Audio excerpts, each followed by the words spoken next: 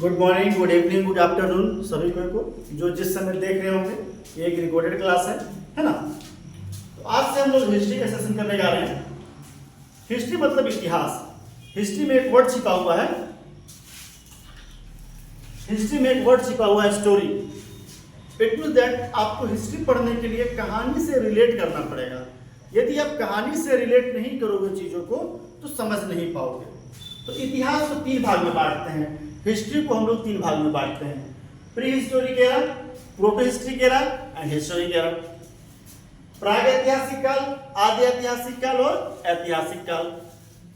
Pre historic era मतलब जिस समय का कोई रिटन एविडेंस नहीं हो, किसी प्रकार का कोई लिखित विवरण नहीं हो, ठीक है, किसी प्रकार का कोई रिटन एविडेंस नहीं। मतलब यहाँ पे लोग आए, जन्म लिए, खाए पिए, जैसे भी जीवन बसर करना था किए और फिर वो चले गए, मर गए, इस दुनिया से चले गए, निकल लिए, ठीक है। अच्छा, लेकिन किसी भी चीज को लिखे नहीं ये लोग, इनके पास स्क्रिप्ट नहीं था, ठीक है, लिपि नहीं थी, है ना। ऐसा मान के चलते हैं, क्योंकि अभी तक इस बारे में किसी प्रकार कोई फैक्ट हमको नहीं मालूम है। अच्छा, अब ये जो प्री हिस्टोरिक एरा है इसे हम तीन भाग में बांट रहे हैं।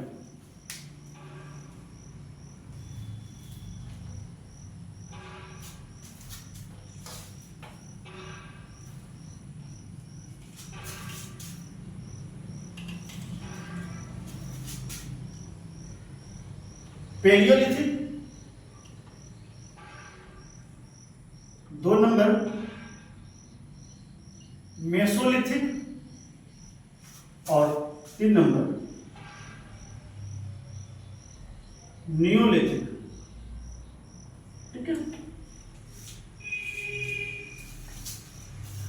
पैलियोलिथिक मतलब होता है पूरा पाषाण काल, मेसोलिथिक मतलब होता है मध्य पाषाण काल और नियोलिथिक मतलब होता है नवपाषाण काल। अब ये है क्या, एकदम कॉमन टर्म में समझें इन सब चीजों को। तो इन सब चीजों को हम समझते हैं, जब बहुत बड़े बड़े पत्थरों का यूज करते थे लोग तो उसे बोले पैलियोलिथिक एरा, मतलब बड़े बड़े पदार्थ, पूरा पाषाण काल। मध्य पाषाण काल पत्थरों का आकार छोटा होते गया, ठीक है। नवपाषाण काल पत्थर और छोटे होते गए और नुकीले भी होते गए, है ना, वो जरूरत के हिसाब से चेंज होते गया। अच्छा, एक वर्ड आएगा अभी बीसी, बिफोर क्राइस्ट, मतलब ईसा मसीह के जन्म से पहले की बात हो रही है। हम लोग को हिस्ट्री पढ़ने के लिए किसी न किसी चीज को एक टाइम मानना पड़ेगा, ठीक है, टाइमलाइन मानना पड़ेगा। तो चूंकि अंग्रेजों यहाँ पे अंग्रेज आए थे, हम लोग गुलाम बने थे, जो वो थोप दिए वही हम लोग पढ़ते आ रहे अभी तक भी। तो ये हम लोग मान के चले कि ये जीरो जो है वो आपका ईसा मसीह का जन्म है, बर्थ ऑफ क्राइस्ट। इधर पीछे चलेंगे, इधर लिखेंगे बीसी 100 बीसी, 500 बीसी, ऐसे चल जाएंगे 1000 बीसी, ठीक है। और इधर चलेंगे तो उसको बोलेंगे एडी, एडी। इसमें क्या है, जो अभी हम लोग पढ़ रहे हैं 1000 ईस्वी, 1000 ईस्वी, है ना, 2024 ईस्वी जो भी चल रहा है हम लोग, ठीक है। तो इस प्रकार से हम लोग टाइम को यहां पर पढ़ेंगे। इसमें किसी प्रकार की कंफ्यूजन नहीं होनी चाहिए, क्योंकि ये सारी चीजें आगे काम आएंगी। अच्छा, तो पैलियोलिथिक का क्या एज है, पैलियोलिथिक का क्या एज है? तो पैलियोलिथिक एज है फ्रॉम टाइम मेमोरियल, बहुत पुराने समय से, अज्ञात समय से मेरा 8000 साल बीसी, 8000 बीसी मतलब 8000 बीसी तक। 8000 बीसी मतलब ईसा मसीह के जन्म लेने के 8000 साल पहले तक की बात हो रही है, ठीक है। अब जो पैलियोलिथिक में है, ये क्या है कि पूरा पाषाण काल। इस समय क्या था, किसी प्रकार की न आग की खोज हुई है, न चक्के की खोज हुई है, लोग गुफाओं में रह रहे हैं, कंदराओं में रह रहे हैं, जानवरों के खाल को पहन रहे हैं, कंदमूल जो है वो खा रहे हैं, पत्ता वत्ता पहन के घूम रहे हैं, कुछ गुफा में रह रहे हैं, कुछ पेड़ में रह रहे हैं, जो जैसे सपना जिनको जैसे सुविधा हो रही है वो ऐसे रह रहे हैं, ठीक है। ये कौन से समय की बात हो रही है, ये बात हो रही है पैलियोलिथिक साइड की, ठीक है। इस समय 1 से ऑस्ट्रिच है शुतुरमुर्ग, उसके अंडे प्राप्त हुए हैं, इसी एज के हैं। ठीक है, कार्बन डेटिंग से एज पता करते हैं हम लोग, कार्बन डेटिंग से क्या करते हैं हम लोग, एज पता करते हैं। ठीक है, अच्छा एक साइट है, इंपॉर्टेंट साइट्स, इंपॉर्टेंट साइट्स मतलब उस समय लोग रहे होंगे तो किसी जगह पर रहते होंगे, ऐसा तो नहीं कि पूरा दुनिया में बसे हुए थे, नहीं, कहाँ बसे हुए थे, तो किसी किसी इंपॉर्टेंट साइट्स में बसे हुए थे। अगर बसने की बात करें तो अफ्रीका जो है वो मनुष्य का पालना, मतलब कि इंसान अफ्रीका में ही जन्म लिए ऐसा माना जाता है। और सभ्यता की पालना की बात करेंगे, सिविलाइजेशंस की, the cradle of civilisation is known as India. ठीक है, cradle of civilisation is India, है ना। अच्छा, इंपॉर्टेंट साइट्स में कौन कौन आएंगे आपके, इंपॉर्टेंट साइट्स में आ जाएंगे आपके भीमबेटका के नाम सुने हैं, भीमबेटका कहां पे है, तो भीमबेटका आपका मध्य प्रदेश में, कहां पे है, मध्य प्रदेश में।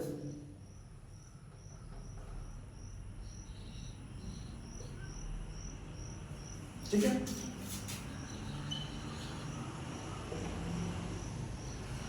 मुस्की ये कहां पे है, ये आपका है कर्नाटका में।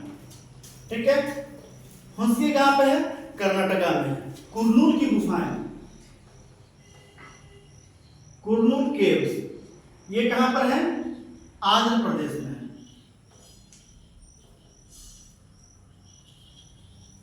कहां पे है, कुरनूल की गुफाएं आंध्र प्रदेश में है। नर्मदा वैली जान रहे हैं,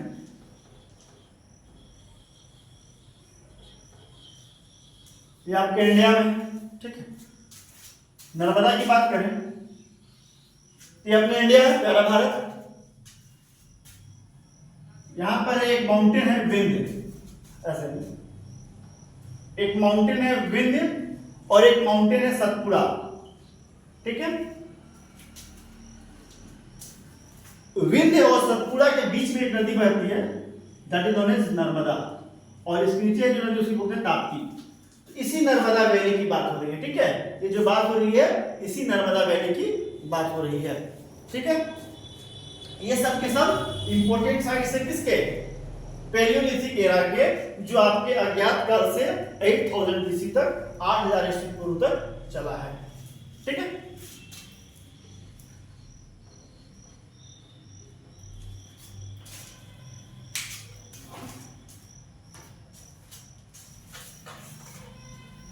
अब हम लोग बात करने जा रहे हैं मेसोलिथिक एरा की। मेसोलिथिक का टाइम पीरियड है 8000 टू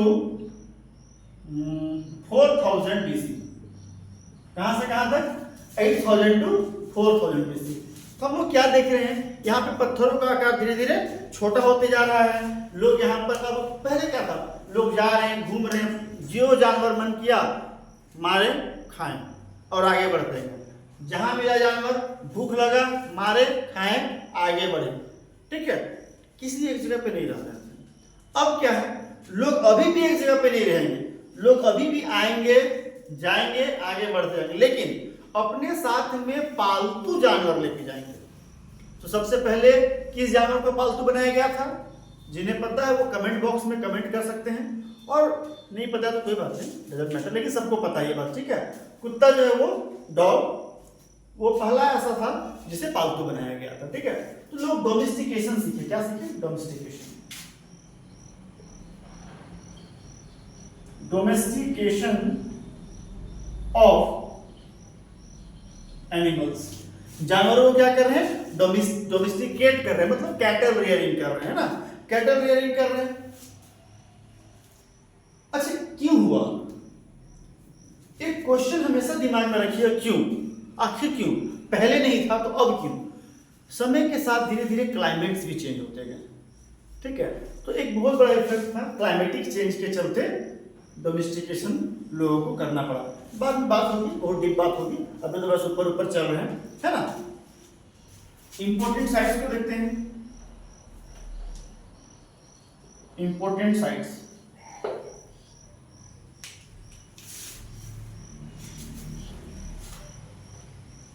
ठीक है। मैसूर में एक जगह है ब्रह्मगिरी, कहां पर है? मैसूर में है, ठीक है। नर्मदा वैली भी है,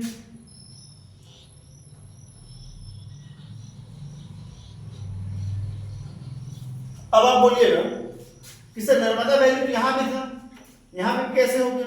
अच्छा एक बात बताइए, जब 8000 बीसी तक नर्मदा वैली एग्जिस्ट कर रहा है तो क्या 8000 बीसी के बाद 4000 बीसी में एग्जिस्ट नहीं करेगा? बिल्कुल करेगा। ऐसा थोड़ी कि वो अब खत्म हो गया, ऐसा नहीं है, ठीक है। हम लोग क्या है अपने सुविधा के हिसाब से क्लासिफिकेशन किए हैं ताकि हमें पढ़ने में कोई दिक्कत नहीं हो, ठीक है। अच्छा अब आगे चलते हैं न्यूलिथिक एरा में।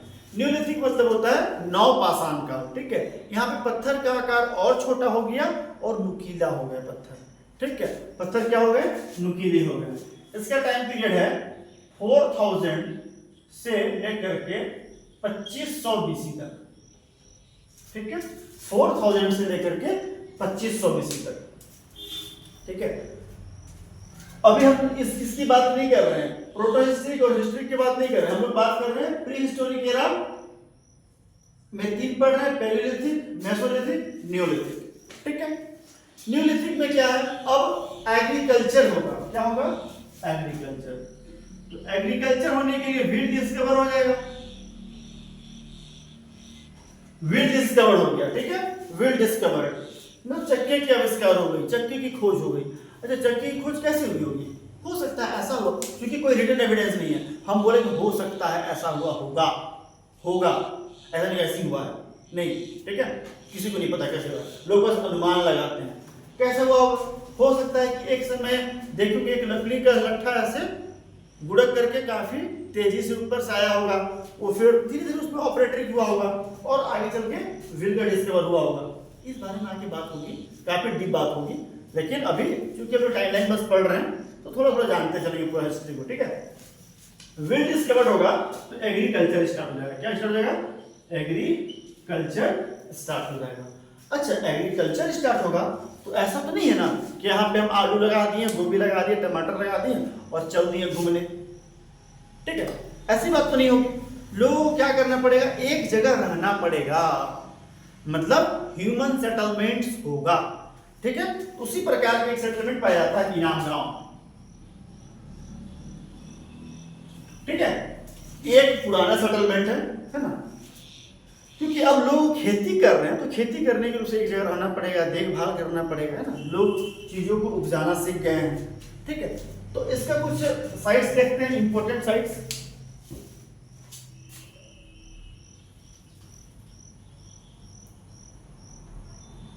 इंपॉर्टेंट साइट्स क्या क्या इंपॉर्टेंट साइट्स कहां कहां है? बुर्जहोम जानते हैं? ये कश्मीर में है भाई, ये तो कश्मीर है, कश्मीर है ना। बुर्जहोम में एक बात और है, मालिक के साथ कुत्ते को भी दफनाया गया था, ठीक है। ऐसा माना जाता था कि बाद में भी इसकी आवश्यकता इसे पड़ेगी, एक और दुनिया में जा रहे हैं, उस दुनिया में इनकी आवश्यकता पड़ेगी तो ये क्या करेंगे, लोग दफना दिया करते थे। उतना ज्ञान नहीं था ना, आज की डेट की जैसा थोड़ी है, ठीक है। मेहरगढ़, मेहरगढ़ कहाँ है? पाकिस्तान में। अपना बच्चा बेचारा है ना पाकिस्तान में, ठीक है। अब आगे देखते हैं, एक है चिरांद। चिरांद कहाँ है? बिहार में, जिससे झारखंड अलग हुआ है ना। 46% एरिया लेकर के झारखंड अलग हुआ है बिहार से, ठीक है। वो बात की बात है, आ गया तो बता देंगे आपको, है ना। कोल्डिहुआ ये यूपी में। सबसे पहले चावल के साक्ष्य, evidence of rice, evidence of paddy rice, वो कहां मिला है? कोल्डिहुआ में, यूपी में, ठीक है। ये कुछ इंपॉर्टेंट साइट्स हैं, ठीक है।